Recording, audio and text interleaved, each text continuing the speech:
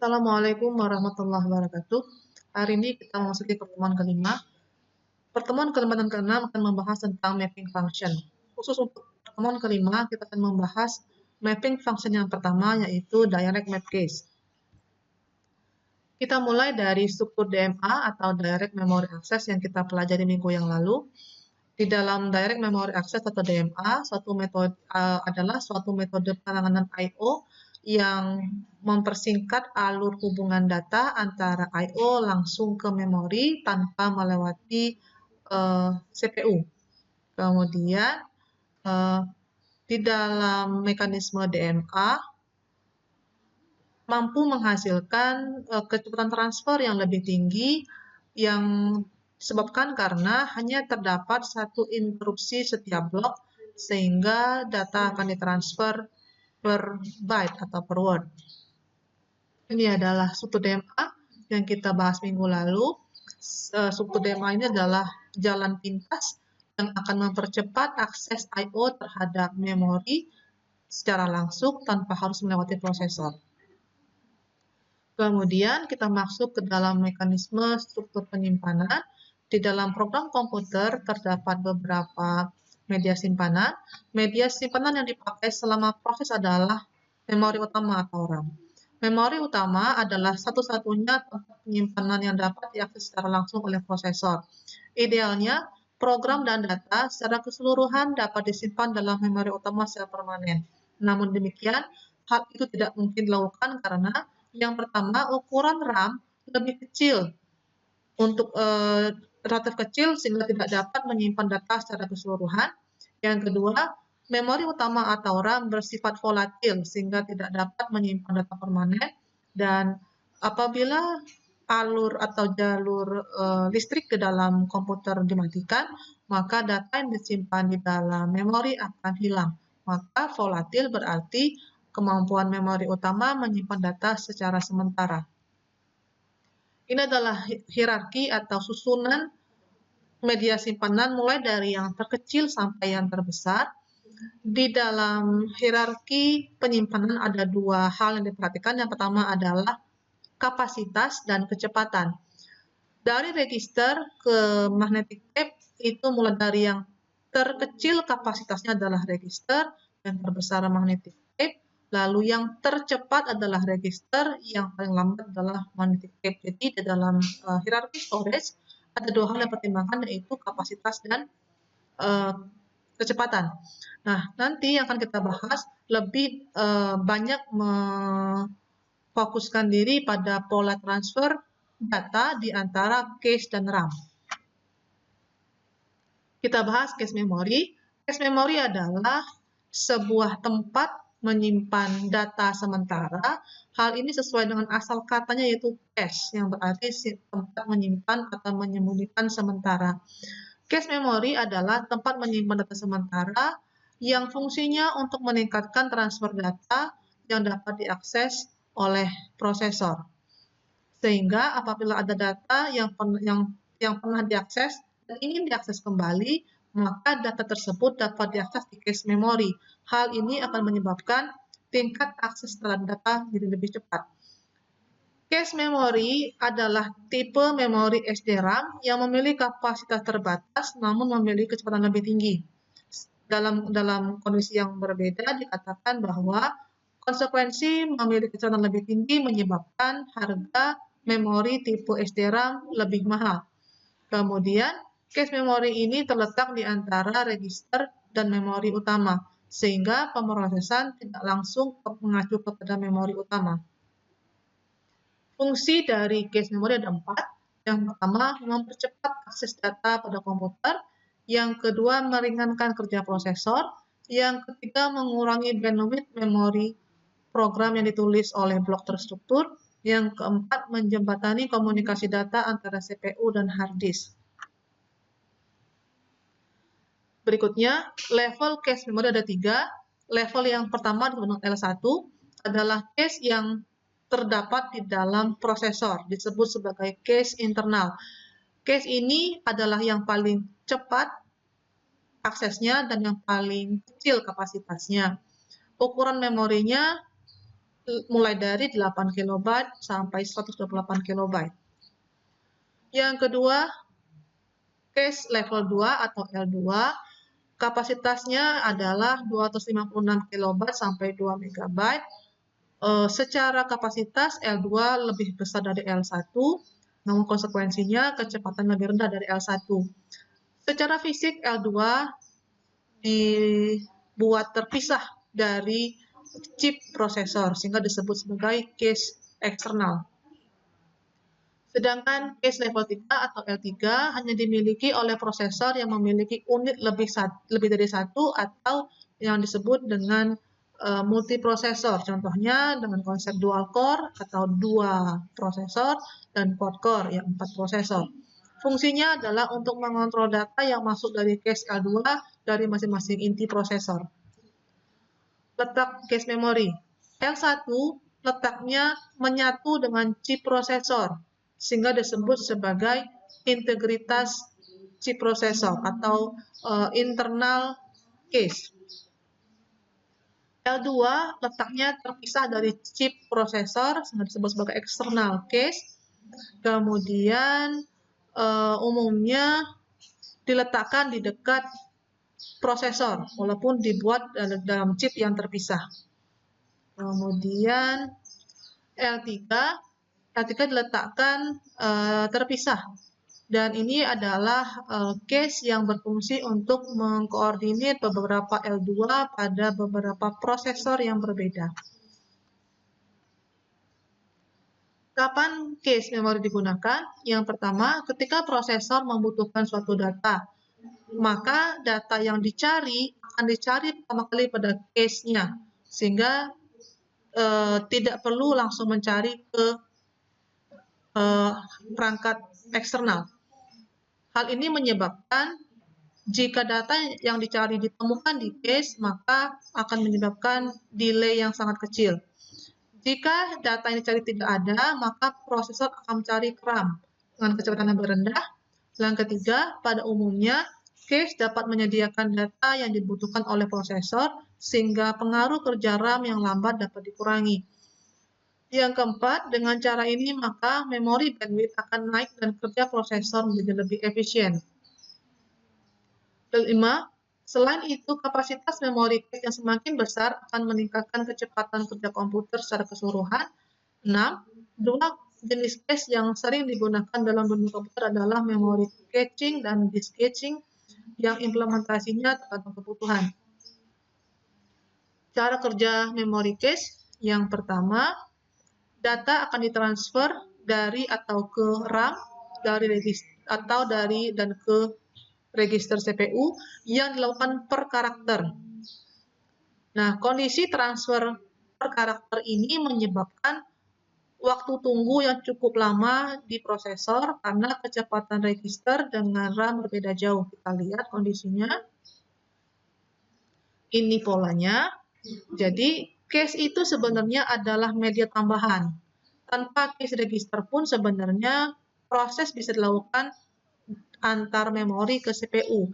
Yang jadi masalah adalah transfer dari memori utama ke CPU dilakukan per word atau per karakter. Nah, transfer per word ini menyebabkan CPU banyak menganggur karena CPU punya kemampuan akses besar dan datang hanya sedikit. Untuk meningkatkan kapasitas transfer data, maka diletakkan cache di antara CPU dan memori utama untuk meningkatkan pola transfer.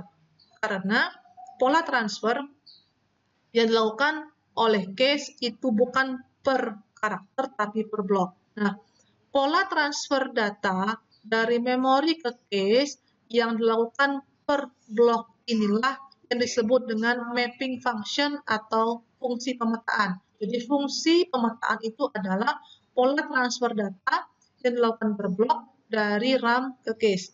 Itu jadi fokus kita. Lalu mapping function akan dilakukan dengan 3 cara yang kita bahas dalam 2 minggu terakhir. Nah, ini balik ke jenis cache-nya. Jenis cache nanti akan dipilih berdasarkan kebutuhan. Ada software cache yang mempercepat akses data pada disk dengan menyimpan data yang baru digunakan dalam memori. Yang kedua ada software cache yang akan mempercepat akses memori itu sendiri dengan menyimpan data yang baru digunakan dalam memori yang lebih cepat lagi. Yang berikutnya adalah ini gambar secara fisiknya.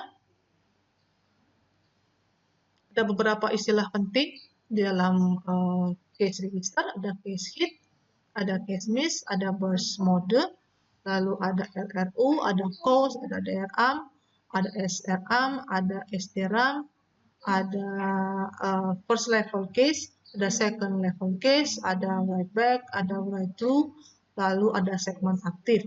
Nah, semua itu adalah istilah-istilah yang sering dipakai dalam cache.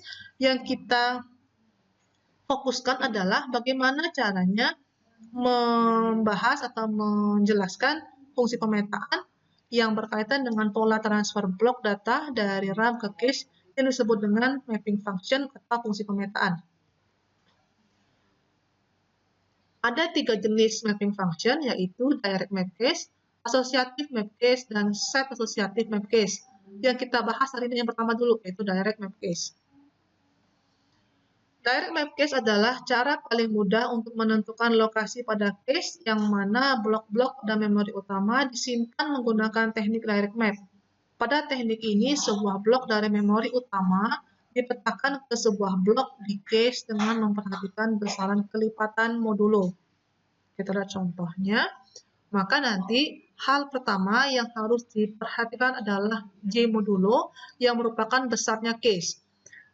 J modulo akan menggunakan bilangan 2 pangkat N. Ini contohnya. Ini beberapa dibuatkan mulai dari 2 pangkat 0 sampai 2 pangkat 12 dan seterusnya. Maka besaran cache dan besaran RAM nantinya akan menggunakan bilangan 2 pangkat N ini. Contoh soal, kita ambil sebuah contoh. Jika diketahui sebuah komputer menggunakan metode direct map cache untuk mentransfer data dengan J modulo 2 pangkat 7, lihat J modulo artinya besarnya cache 2 pangkat 7 dan jumlah blok di memori 5 kali lebih besar.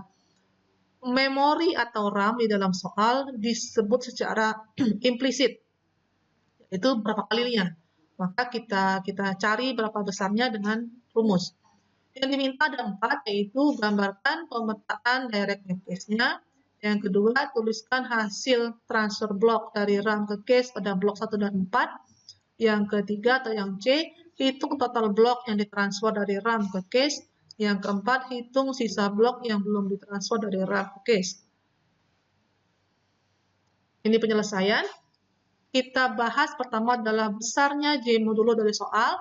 Jika diketahui besarnya J modulo adalah 2 pangkat 7, maka itu sama dengan 128. Maka jumlah blok di cache 128. Jika jumlah blok di cache 128 dari soal, maka blok di cache diberi nomor dari 0 sampai 127 yang jumlahnya 128. Jika dari soal diketahui jumlah blok di RAM 5 kali lebih besar dari 2 pangkat 7, maka tentukanlah besar RAM-nya dengan cara 2 pangkat 7 ditambah 5. 5 kali itu berarti ditambah 5 pangkatnya. Sehingga besarnya RAM adalah 2 pangkat 12, yaitu sama dengan 4096 blok. Maka jumlah blok di RAM adalah 4096 dan akan diberi nomor dari 0 sampai 4095. Lalu kita gambarkan. Kita gambar dengan cara gambar cache di sebelah kiri dan RAM sebelah kanan. Cantumkan blok nomor blok pertama dan nomor blok terakhir di cache. Lalu cantumkan nomor blok pertama dan kelipatan J modulo sampai sebelum blok terakhir di RAM. Lalu hal itu kita lihat sebagai berikut. Nah, kita gambar cache di sebelah kiri, gambar RAM di sebelah kanan. Kemudian diketahui dari soal tadi bahwa cache-nya punya 128 blok, yaitu mulai dari nomor blok 0 sampai nomor blok 127. Jadi beri nomor bloknya. Yang utama adalah nomor blok pertama dan Nomor blok terakhir, 27, ini case-nya. Kemudian kita gambar RAM-nya. RAM besarnya 4096 blok atau 2/12. Kita beri nomor pertamanya blok 0, blok pertama di RAM, dan blok terakhir di RAM, blok 4095. Kemudian kita letakkan kelipatan J modulo. Ini adalah J modulonya 128, lalu naikkan pangkatnya 256, 512, 1024, dan 2048. Kita lihat dari tadi datanya. Nah, tadi sini. Tadi kita punya di sini ya. Tadi J modulonya 2/7, 128. Lalu kita naikkan pangkatnya di 256, 512, 1024, dan 2048. Kenapa tidak masuk 4096? Karena di dalam gambar dilihat bahwa blok yang terakhir bukan 4096, tapi 4095. Sehingga yang diambil terakhir adalah sampai 2048. Itu yang dimaksud dengan nih. Cantumkan nomor blok pertama, kelipatan J modulo sampai sebelum blok terakhir di RAM. Setelah gambar ini selesai, baru kita buat pola transfernya. Di pola transfernya, transfer akan digambar menuju blok 0 di case. Nah, yang ditransfer adalah blok pertama dari RAM, blok 0, lalu blok sebesar J modulo 128, lalu kelipatannya atau naikkan pangkatnya 256, 512, 1024, dan 2048. Semuanya ditransfer secara sekaligus menuju blok 0 di case. Maka ada 1, 2, 3, 4, 5, 6. 6 blok dari RAM ditransfer sekaligus menuju blok 0 di case. Ini adalah gambar mapping function dengan direct map case dengan J modulo 2/7 dan RAM-nya 2/12. Berdasarkan gambar direct map case, maka petakan pola transfer blok dari RAM ke case. Maka lihat anak panahnya. Dari anak panah diketahui bahwa setiap kali transfer ada 6 blok yang ditransfer dari RAM ke case. Dari panah tersebut diketahui bahwa blok 0 di case itu menampung blok 0, 128, 256, 512, 1024, dan 2048. Lihat gambarnya. Blok 0 di case itu menampung blok 0, 128, 256, 512, 1024, dan 2048. Jadi satu blok di case menampung 6 blok dari RAM dengan pola ini. Nah, pola yang ada di dalam gambar itu disebut sebagai pola transfer block. Nah, pola inilah nanti yang akan dipakai untuk menentukan jika diminta menuju blok yang lain. Contoh, yang B. Dalam soal B ditanya, tuliskan hasil transfer blok dari RAM ke case pada blok 1 dan blok 4. Nah, jawabannya adalah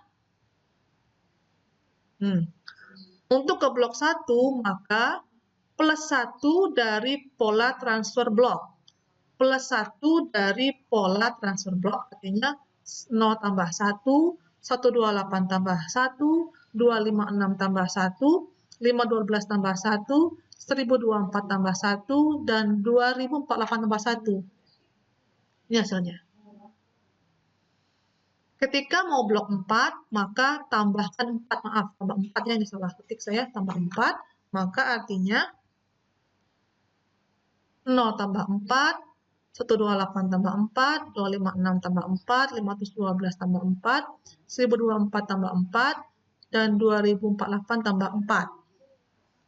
Dapatnya 4, 132, 260, 516, 1028, dan 2052. Begitu pula jika diminta blok-blok yang lain, tambahkan saja dari pola transfer bloknya. Yang C, pertanyaannya adalah hitung total blok yang ditransfer dari RAM ke case. Itu adalah hasil kali dari jumlah blok di case dikali jumlah tiap kali transfer. Jumlah blok disk list adalah 128 dan jumlah tiap kali transfer adalah 6. Lihat gambarnya. Nih, jumlah blok di cache 128 atau jumlah modulnya 128 dikali jumlah tiap kali transfer 6. 1, 2, 3, 4, 5, 6. Jadi datanya diambil dari gambar. Totalnya 768 blok dalam soal ini. Yang D, hitung sisa blok yang belum ditransfer dari RAM ke cache. Rumusnya adalah sisa blok yang belum ditransfer sama dengan jumlah blok di RAM dikurangi jumlah blok yang belum ditransfer. Jumlah blok yang belum ditransfer adalah 4096 dan ditransfer 768. Kita lihat di gambar. Jumlah blok di RAM adalah 4096 dikurangi yang sudah ditransfer tadi 768. Maka hasilnya yang belum transfer adalah 3328 blok. Demikianlah cara menggambar fungsi pemetaan atau mapping function yang pertama, yaitu direct map case. Jika ada pertanyaan, silakan sampaikan melalui PA group kelas masing-masing. Dan saya akhiri dengan Assalamualaikum warahmatullahi wabarakatuh.